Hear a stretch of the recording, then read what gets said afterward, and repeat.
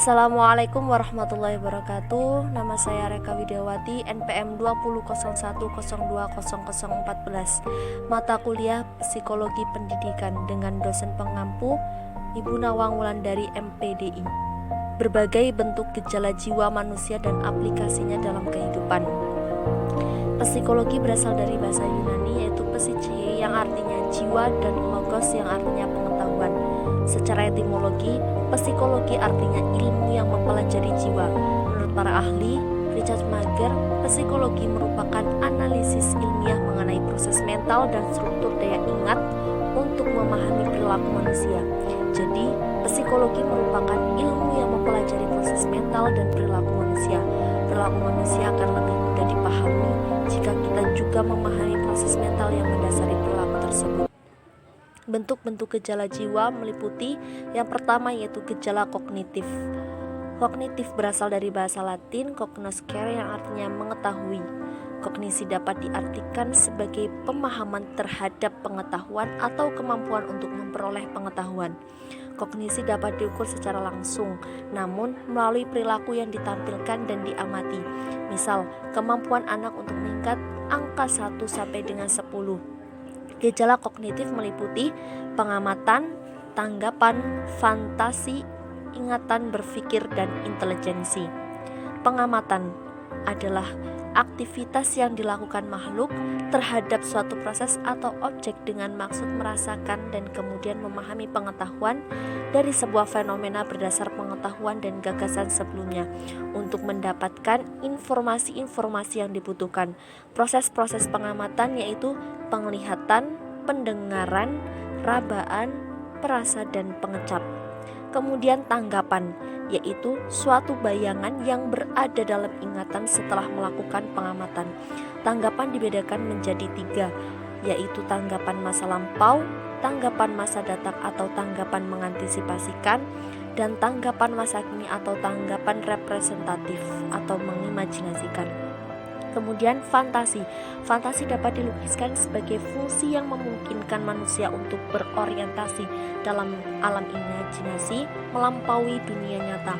Fantasi digolongkan menjadi 2 macam, yaitu fantasi disadari atau disengaja dan fantasi tidak sadar. Selain itu terdapat macam-macam sifat fantasi, yaitu fantasi bersifat mengabstraksikan. Kalau dalam berfantasi itu ada bagian-bagian yang dihilangkan. Fantasi bersifat mendeterminasikan. Kalau dalam berfantasi itu sudah ada macam skema tertentu lalu diisi dengan gambaran lain. Kemudian ada fantasi bersifat mengkombinasikan dengan menggabungkan bagian dari tanggapan yang satu dengan yang lain. Selanjutnya ingatan. Menurut Irwanto adalah kemampuan untuk menyimpan informasi sehingga dapat digunakan lagi di masa yang akan datang. Ingatan dibagi menjadi 2, yaitu ingatan eksplisit meliputi penginderaan, semantik, episodik, naratif, dan ingatan autobiografi. Selain itu terdapat ingatan implisit meliputi penginderaan, emosi, ingatan prosedural, pengkondisian rangsang respon. Kemudian berpikir adalah proses dinamis berkembangnya ide dan konsep di dalam diri seseorang. Menurut Graham Wallace, proses berpikir kreatif meliputi 5 tahap, yaitu persiapan, preparation, inkubasi, incubation, illuminasi, illumination, evaluasi, evaluation, dan revisi, revision. Proses jalannya berpikir pada pokoknya ada 4 langkah, yaitu pembentukan pengertian, pembentukan pendapatan, penarikan kesimpulan, psikologi fikir. Macam-macam berpikir menurut Rahmat ada 3 macam, yaitu berpikir deduktif, induktif, dan evaluatif. Selanjutnya yaitu intelijensi. Ada 3 kelompok pengertian intelijensi, yaitu kelompok pertama memandang intelijensi sebagai kemampuan menyesuaikan diri seperti yang dikemukakan oleh Wetzler, bahwa intelijensi merupakan kemampuan seseorang untuk bertindak dengan bertujuan, berpikir secara rasional, dan menghadapi lingkungan secara efektif. Kelompok 2 memandang intelijensi sebagai kemampuan untuk belajar seperti yang dikemukakan oleh Freeman, yang menyatakan kemampuan untuk belajar. Kemudian kelompok 3 memandang intelijensi sebagai kemampuan untuk berpikir abstrak, sebagaimana dikemukakan oleh Terman bahwa intelijensi merupakan kemampuan seseorang untuk berpikir abstrak. Selanjutnya ada gejala afektif, adalah unsur kejiwaan dari sisi emosi atau rasa, seperti emosi, sikap, dan moral.